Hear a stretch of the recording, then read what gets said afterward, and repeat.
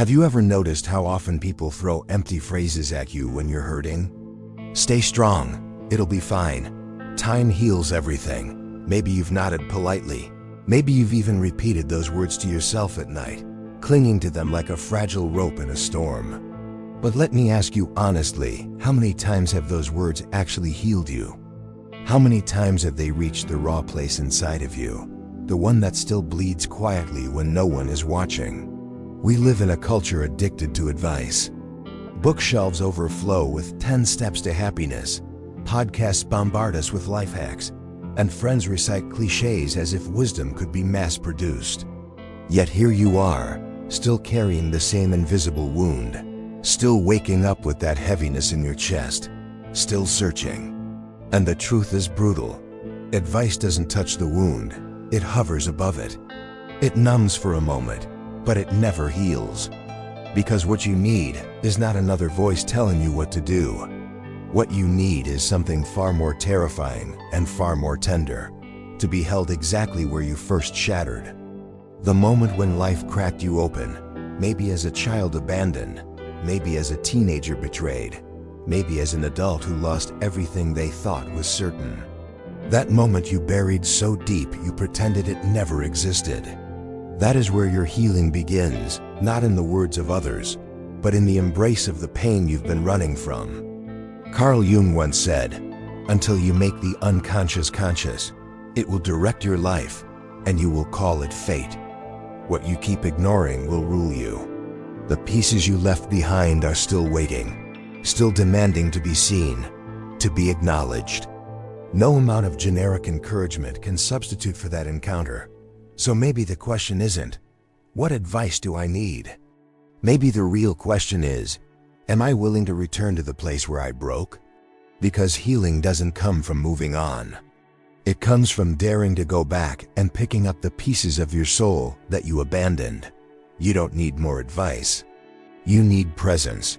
You need truth. You need to be held where you first shattered. Before we dive deeper into this journey, I want to ask you for just a small favor.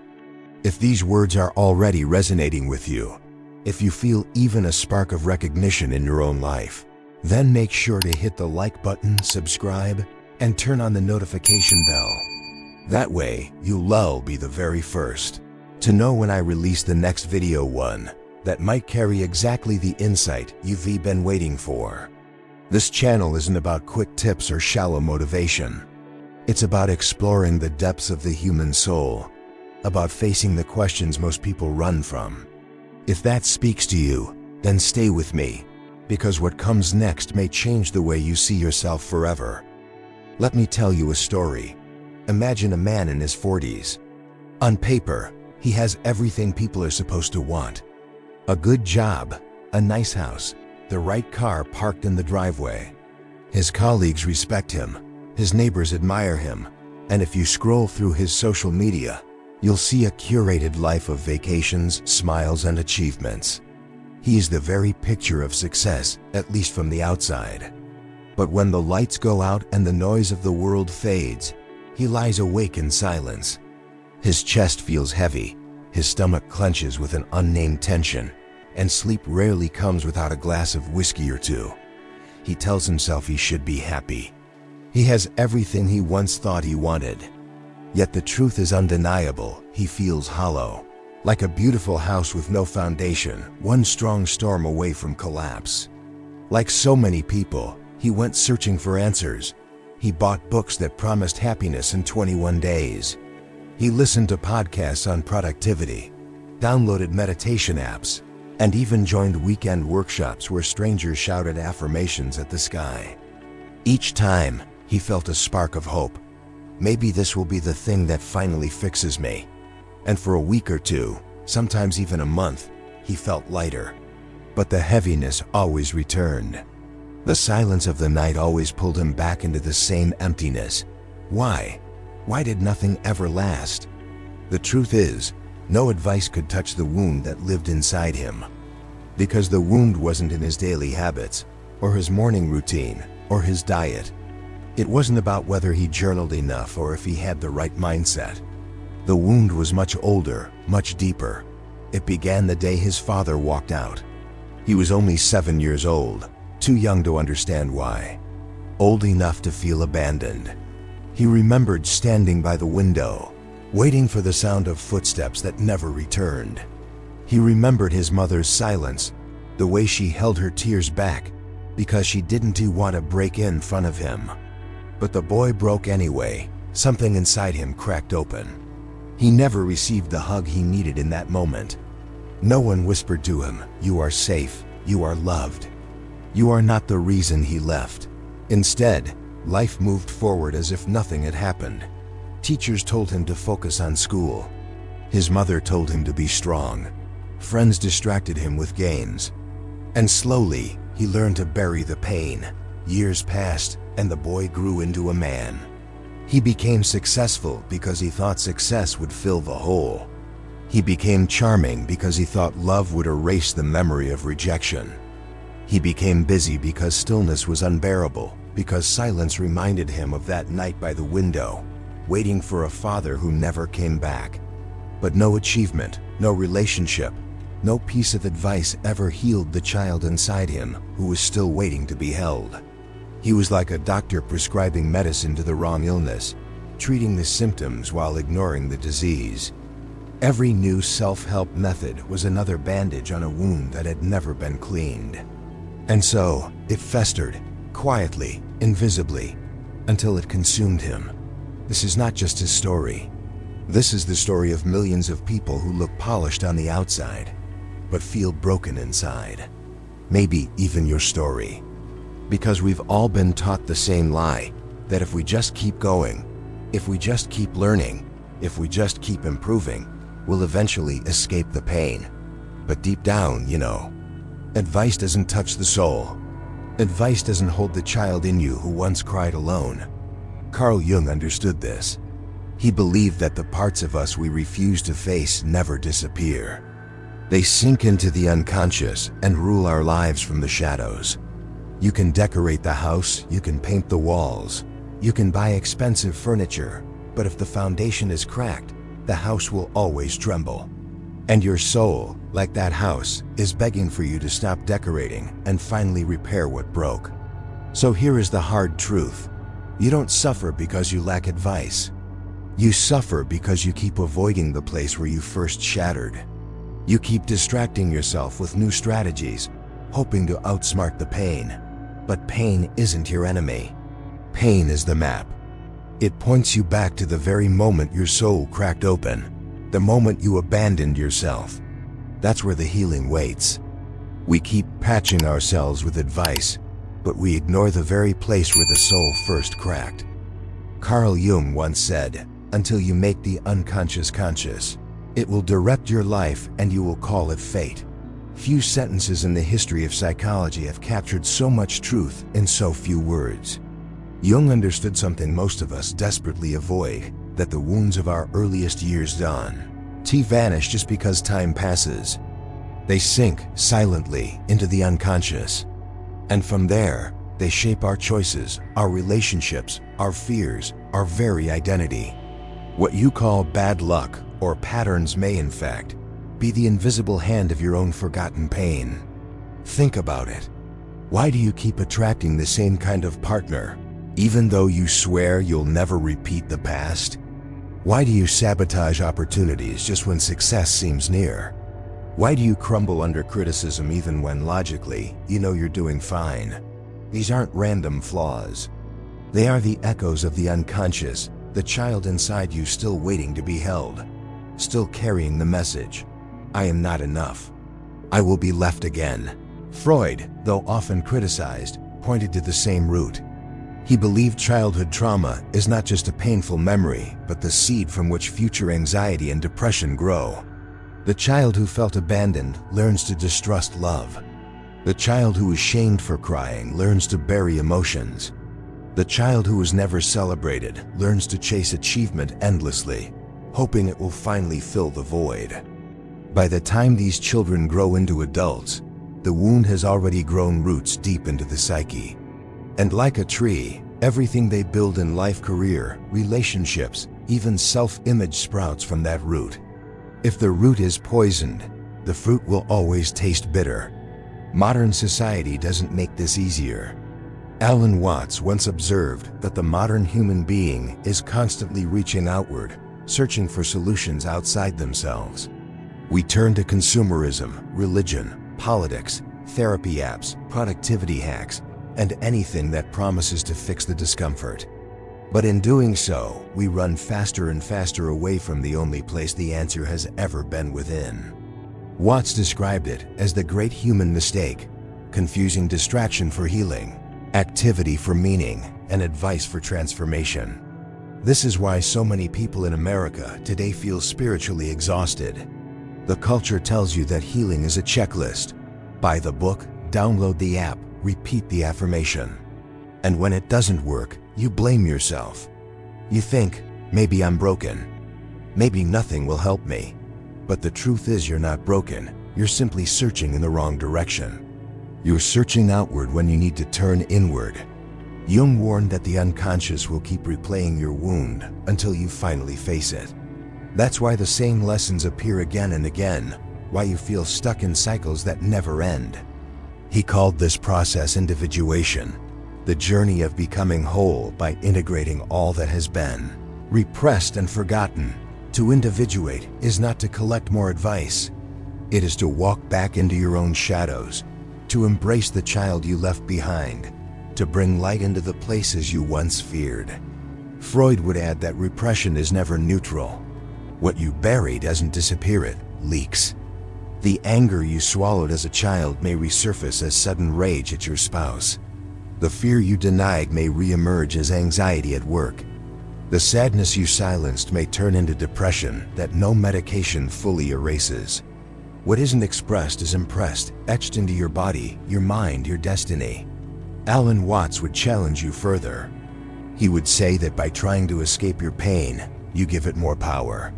Modern life teaches us to avoid discomfort at all costs. Scroll through TikTok, binge watch Netflix, pour another drink, swipe for validation.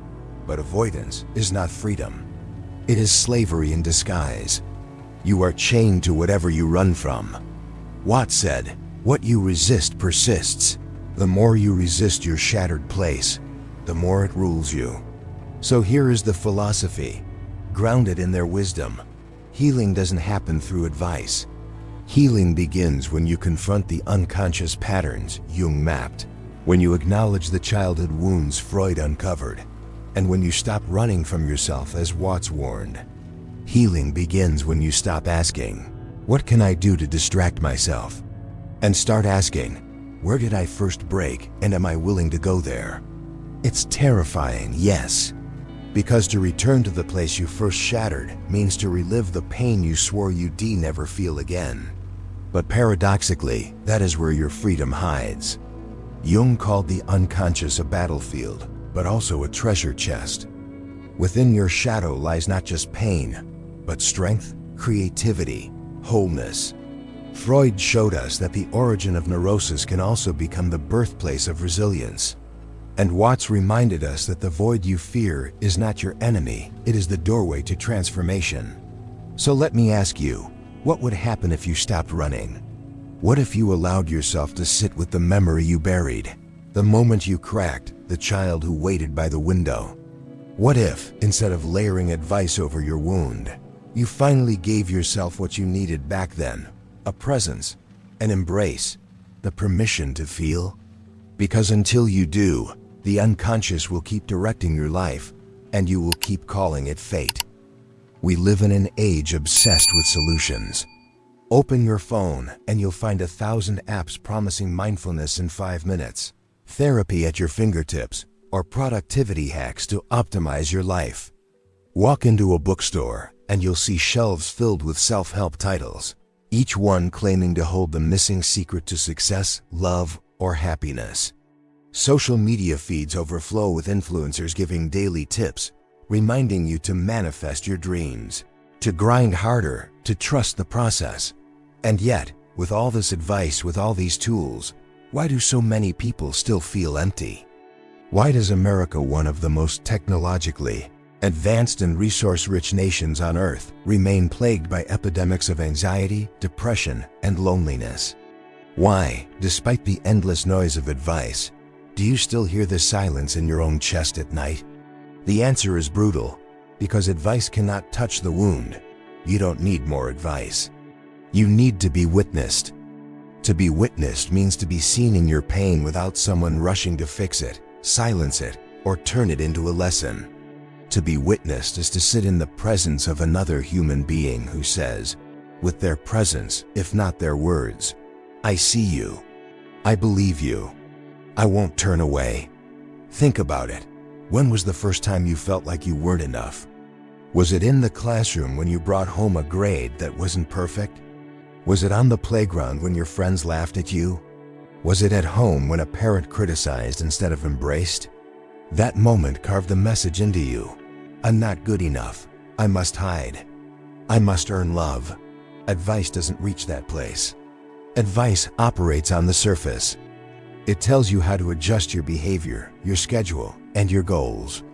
But it doesn't touch the wound beneath, the moment you first shattered, the story you still carry. That is why you can read 50 self-help books and still feel like you're drowning. That is why you can attend therapy sessions for years and still feel like something essential has never been touched. Carl Jung understood this.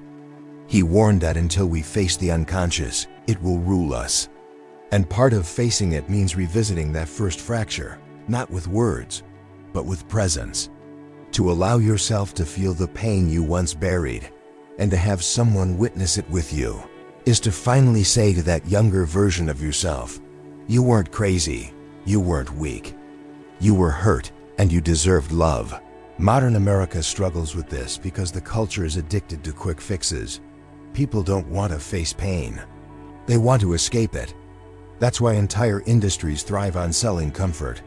Binge watching, endless scrolling, substances, even spiritual bypassing disguised as positive vibes only. But avoidance doesn't heal. It deepens the wound. It keeps you trapped in the cycle of seeking, always hungry, never fed. The truth is that healing doesn't happen when you finally find the perfect advice. Healing begins when you allow yourself to go back to that first moment of breaking. Back to the voice that told you that you weren't enough. Back to the silence where you felt unseen. And instead of turning away again, you stay. You stay long enough to feel what you once couldn't. To give yourself what no one gave you. Compassion, attention, presence. So let me ask you, who first convinced you that you had to perform to be loved? Who told you, with words or silence, that you weren't enough as you were? And more importantly, are you still living under their spell? If you find yourself constantly striving, constantly exhausted, constantly chasing the next fix, maybe it's not because you lack discipline or wisdom. Maybe it's because you've never been witnessed where you broke. You've been trying to rebuild the house without ever repairing the foundation. And here is the invitation. Stop patching over the cracks with more advice. Stop running from the silence. Go back. Return to the place you swore you'd never visit again. Because paradoxically, that is where freedom begins. Being witnessed doesn't require the perfect words. It requires presence. It requires someone who can sit with you, or even yourself, sitting with your own pain, without running.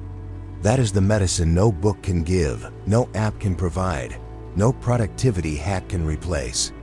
So ask yourself again, when was the first time you felt you weren't enough? Who made you believe you were unworthy of love? And are you willing finally to return there, not with judgment, but with compassion? Because until you do, the emptiness will remain, and the cycle of chasing advice will never end. True freedom has never come from collecting more advice. Freedom begins the moment you gather the courage to walk back to the place where you first shattered. That's where your soul has been waiting, not in the pages of another book, not in the polished speeches of experts, not in the promises of some new technique. It waits in that silent corner of your past, in the moment you swore you'd never revisit, in the pain you buried so deep you convinced yourself it was gone. You don't need another philosophy to explain your pain. You don't need a clever theory to reframe your suffering. What you need is presence, a hand on your shoulder, a voice that doesn't rush you. An embrace, whether from another or from yourself, that says, I see you. I accept you. Even here, even broken, you are worthy. Because here is the paradox. Healing doesn't come from avoiding the wound. It comes from walking back into it. And instead of turning away like you did before, you stay. You breathe. You witness yourself. And in that presence, what once was unbearable begins to soften. Carl Jung reminded us that what we fail to make conscious will rule our lives. That truth is both terrifying and liberating. Terrifying because it means the ghosts you've been running from will keep chasing you until you face them. Liberating because it means you are not doomed to repeat the cycle. You have a choice. You can stop running. You can turn around, face the shadow, and reclaim the pieces of yourself you abandoned. Sigmund Freud would tell you that the trauma you've carried has shaped your patterns of fear and love, but it does not have to define your future. And Alan Watts would remind you that the answers you seek will never be found out there, in the marketplace of advice, in the endless noise of distraction. They are waiting inside you, quiet, patient, calling you home. So here's the invitation. If you are tired of searching outward, if you are exhausted by the endless cycle of fixes that never last, dare to do something different. Dare to look inward. Dare to return to the moment of your first fracture. Sit with that younger version of yourself who still waits by the window, who still wonders why they weren't enough, who still aches for the embrace they never received. Be the one who shows up now, and when you do, something extraordinary happens. The wound that once felt like a curse begins to transform into wisdom. The pain that once paralyzed you becomes fuel for compassion, for strength, for authenticity. The brokenness you spent a lifetime hiding becomes the very place where light enters. Freedom isn't about never hurting again. It isn't about becoming untouchable or perfect. Freedom is about knowing that even in your most fragile places, you are whole. That even in your brokenness, you are enough. That the shadows inside you are not enemies, but invitations to feel, to grow, to awaken. So if you've been waiting for a sign, let this be it. Stop looking for the next piece of advice. Stop postponing your healing until you've read one more book, attended one more seminar, downloaded one more app. None of those will do the work for you. The work begins the moment you choose to return to yourself. And I promise you, you don't have to do it alone. This community, this space, exists for people who are ready to move beyond the surface, who are brave enough to face the depths. If these words resonate with you, if you feel that pull inside, then make sure to like this video, subscribe, and turn on the notification bell, not just for algorithms or numbers, but because each new video will be another step, another reminder, another companion for you on this journey inward. Because healing is not a quick fix, it's a path back to the very core of your being. And if you're willing to walk it, if you're willing to stay when it hurts, if you're willing to be present where you once shattered, then everything changes. So here is my final question to you. Will you keep running from yourself, or will you finally turn back and embrace the child, the moment, the wound that has been waiting all along? The choice is yours, and so is the freedom on the other side. If this message spoke to you, don't let it end here. Hit the like button, subscribe, and turn on the notification bell so you won't miss the next awakening video that might be exactly what your soul needs. And I would love to hear from you. Share in the comments which lesson, which moment in this video resonated most deeply with you. Because your reflection might be the very thing someone else needs to read today.